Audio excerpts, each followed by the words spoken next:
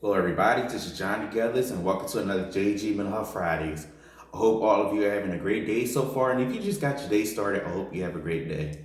Today's topic is something that we kind of rarely don't hear about in the African American community, but it's something that we need to talk about. And also, the reason why we need to talk about it as well because is the situation that I'm going to be addressing today is something that I have. And today's topic is generalized epilepsy. So, generalized epilepsy is seizures that happen on both sides of your brain. And with generalized epilepsy, it can either happen while you're awake or it can happen while you're asleep. And with this, an easy way to talk about this is me sharing my story to all of you about me having generalized epilepsy. So on November 22nd, 2018, I was home in Philadelphia with my family for Thanksgiving because it was actually Thanksgiving Day. And I woke up and I was in the ambulance going to the hospital. I'm like, what in the world is what is going on? Why I'm in the ambulance going to the hospital when the paramedics say, well, you had a seizure in your sleep. And I'm like, what are what are you talking about? Until I got to the emergency room, and that's when my mom, my siblings was there. I think my mom at the time was crying too because she didn't know what was going on. And that's when the doctor said, yeah, you had a seizure in your sleep. And then finding out that I had to stay with my family for like 2 weeks until I saw the neurologist to see what the next steps were for me. So with me having to stay with my family for 2 weeks, that's when I had called both of my jobs at the time and told them that I wasn't going to come back no time soon because of the situation that happened. So got to the day of the neurology appointment. Before the neurology appointment actually happened, I ended up having two more seizures in my sleep. The first time it happened, I think it was around like 12 o'clock midnight or so. And then went to the hospital, turned around, came back home. Then turned around again, 4 o'clock in the morning, had another seizure and had to go back to the hospital again. The difference is with the first two times that I had seizures, I didn't felt it because I was, dead in my sleep. But then the third time when it happened, I felt it more because I had bit my tongue and then also my face was swollen. And then when I was getting escorted to go to the ambulance and go to the hospital, that's when I felt it more because of the point of me being dizzy and out of it and didn't have any balance to even move and such. So after getting released from the hospital, I ended up going to the neurologist, and that's when the neurologist said, "Well, we got to put you on medication, and the medication is Keppra." And which currently to this day I still take my medication, where I take it twice a day, one in the morning and one in the evening. Along with me taking the medication, that's when that's when the neurologist decided that I had to stay with my family until like the end of January or so because they had to do some tests on me to figure out what was the cause of me having my seizures in my sleep. So during that time of me having to stay with my family, I was upset, I was angry, I was frustrated. I didn't know what was going to happen in terms of my health, and then also I didn't know what was going to happen in terms of my life because I had a lot of things going on here in Pittsburgh. I was worried about both of my jobs. I was worried about my apartment. I was worried about the things I had going on within my fraternity and things like that.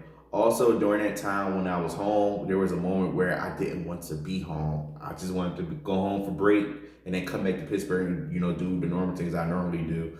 But then while me staying home for like a long time, I was out of it, I was over it, and I was just through. Then there was a moment where my mom had said a particular thing, and then I got frustrated and I lashed out and had a meltdown. And then during that meltdown, I think it was relieving for me because it was a point where I released my feelings that I had built in for so long from even I dug deep to when I was a kid to now being as an adult of things that I held in for so long. Then the second time I had a meltdown was a moment where I was just over it and I was just done with everything. And then that's when it took it upon my mom and my sister to say, well, you give your all to other people and things like that. You need to focus on you, focus on yourself. So then that's when I took it to heed. And then that's when my mom was saying, we're going to do some of these things so you can be back active and be back stable. So my mom had put me on different, eating regimens, had me on a sleep, a sleep pattern, a sleep routine for me to be able to get all the rest that I needed, because there are moments where I wasn't getting enough rest that I was supposed to get and things like that. And then along with that, doing the different tests, the sleep studies and things like that as well, just to see what was going on. Then when that time came for me to see the neurologist again for a follow-up, and this was in January of 2019, that's when they found out with the exams that nothing was, found and things like that. But then the question that she asked me was, have I been getting enough rest? And I told her, nope, I wasn't getting enough rest because I was working 2 jobs. And then also around that time, I was overworking myself. So then that's when she said that you need to take care of yourself and rest more. So then that's when I decided to eliminate certain things from people, eliminate my second job and just stick to one job, and then mainly focusing on myself more. And when I came back to Pittsburgh in February 2019, that's when I, stuck to that routine that I had learned from back home of, eating at a particular time, eating right, drinking, a lot of water, going to sleep at a particular time, like going to sleep at 9 o'clock, at least being in bed at 9 o'clock and things like that. Also being able to learn how to not, take things in as much. So if people ask me if they want me to do something, not be afraid to say no and say, well, I can't do it. I need to focus on me right now. Also, during that time when I came back, I had went back to therapy as well too, because I chose within myself that I took heed to what my mom and what my sister had said to be able to focus on me. So I had wanted to, when came back to Pittsburgh and started therapy again, that's when I decided to say, I'm gonna stick on the positive track that I have right now, so I won't have to go backwards and turn backwards, because I didn't want to face the fact of having, another seizure. So since then and such, I was able to stick to, my routines. I still stick to taking my medicine and things like that. And I haven't had a seizure since 2018. So now it leads me to sharing copa exercises that anyone can do, especially if you have generalized epilepsy or if you know someone that has generalized epilepsy. So the copa exercise I want to leave you with is to focus and follow the orders.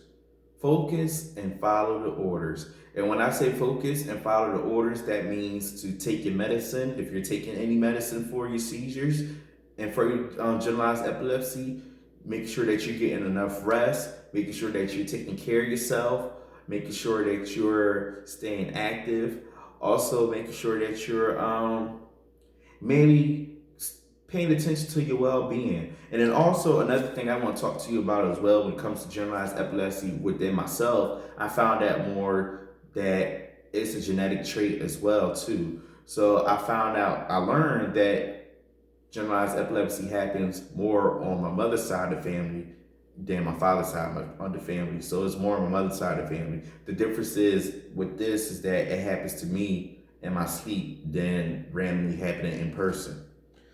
But that's all I wanted to, explain to you and talk to you about when it comes to generalized epilepsy. So if you know someone that is dealing with this, or you dealing with it yourself, make sure that you're taking care of yourself, making sure that you're staying on top of your medication, making sure that you're getting the rest that you need, making sure that you're taking care of your body, making sure that you're going to your neurology appointments as you're supposed to, and just be aware of yourself.